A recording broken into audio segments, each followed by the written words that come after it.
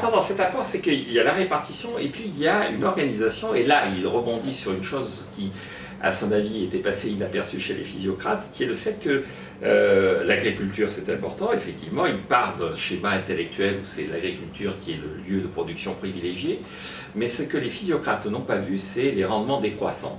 Il y a d'ailleurs un de ses disciples, qui est le premier professeur d'économie de l'histoire, qui s'appelle William Nassau Senior, qui va essayer de résumer la pensée de Ricardo, le fondement de la pensée ricardienne, de ce qu'il appelle l'économie politique, sur 4 principes fondamentaux, ce qu'on appelle les 4 axiomes de Senior. Et c'est quoi ces 4 axiomes? C'est d'abord le fait que l'homme est intéressé, et donc ça Ricardo, mais aussi Adam Smith, mais aussi les physiocrates, partent de l'idée que le fonctionnement intellectuel de tout individu, c'est d'être intéressé. C'est-à-dire, comme le dit Senior, c'est d'obtenir le maximum en fournissant le minimum. La deuxième chose, c'est que Ricardo va se poser la question, et Senior va essayer de répondre à cette question à sa façon, sur est-ce que Malthus a raison? Est-ce qu'il peut y avoir dans la société un problème de surpopulation? C'est-à-dire, est-ce que jusqu'à la fin du XVIIIe siècle, on a toujours considéré qu'il n'est de richesse que d'hommes, comme le disait Jean Bodin? Est-ce qu'au contraire, il n'y a pas un moment où il y a trop d'hommes? Et en fait, Ricardo et ensuite Senior vont dire non. Sur le plan économique, non. Il peut y avoir trop d'hommes sur le plan social. D'ailleurs, Ricardo, dans un de ses textes, dit il y a encore pire que la solitude, c'est la promiscuité.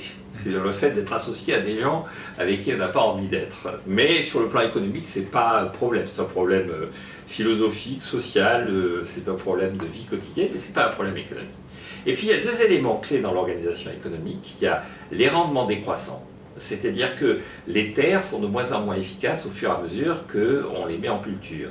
Grosso modo, dit Ricardo, on commence par cultiver au Royaume-Uni le bassin de Londres, et puis au fur et à mesure que les besoins se font sentir, qu'il faut nourrir davantage de population, on va mettre en culture des terres au nord de l'Angleterre et au sud de l'Écosse, et on finit par mettre en culture des terres dans les Highlands irlandais qui rapportent très très peu, sur laquelle il est très difficile d'obtenir du blé, et donc il y a une espèce de rendement décroissant. Et puis en face de ça, il y a notre mécanisme qui est le progrès technique.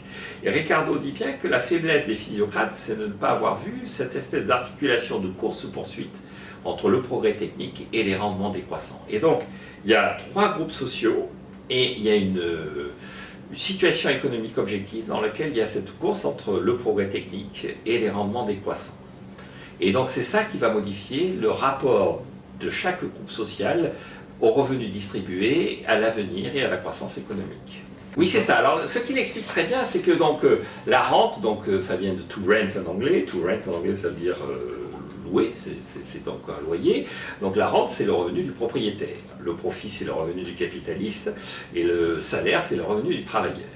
Et donc, il se pose la question de savoir comment, au fur et à mesure que la croissance se développe, cette croissance que réclament les physiocrates, comment ça va impacter ces différents modes de rémunération. C'est-à-dire, qui va être avantagé par la croissance économique si on l'opère dans un circuit fermé.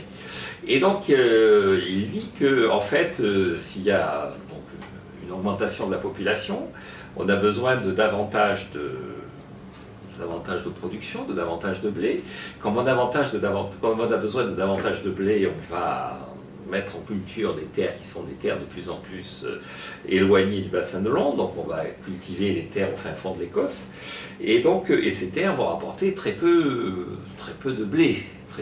Et donc, si on suppose que avec ce blé, on arrive à payer les salaires, à payer les salariés, et les travailleurs, on les paie au minimum, c'est-à-dire on les paie juste à ce qui leur permet de survivre, ce que Karl Marx appellera par la suite la reproduction de la force de travail. Donc on leur donne juste le minimum, et puis ce qui reste va se partager entre la rente et le profit. Et donc Ricardo va dire, en fait, la différence qu'il y a entre le capitaliste, le détenteur des outils de production, et le propriétaire terrien, qui va appeler le rentier, c'est que le capitaliste, lui, il a les mêmes outils de production partout, alors qu'encore une fois, le rentier, le propriétaire terrien, il y en a un qui a un terrain dans les Highlands et l'autre qui a un terrain dans le bassin de Londres. Et donc, si on donne la même chose aux salariés, si on donne la même chose aux capitalistes dans les Highlands que dans le bassin de Londres, comme on récupère beaucoup plus dans le bassin de Londres que dans les Highlands. Ce qui reste pour le propriétaire terrien, c'est-à-dire la rente, va avoir tendance à être plus importante dans le bassin de Londres que dans les Highlands. En fait, ce qu'il va montrer, c'est qu'il y a deux véritables différences dans les typologies. La première différence, c'est qu'il y a ceux qui sont en concurrence et ceux qui ne le sont pas.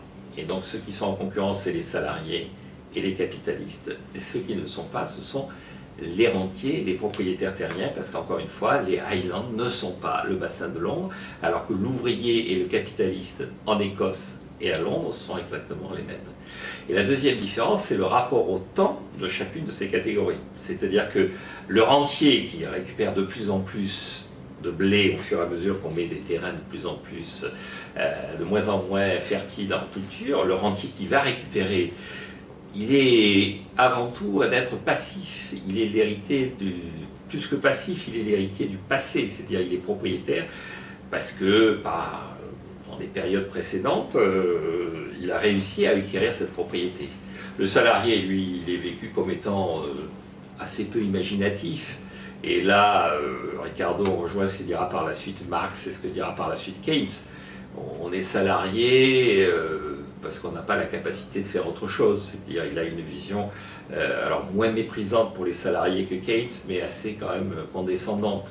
Celui qui subit son destin n'est pas très intéressant sur le plan historique et social.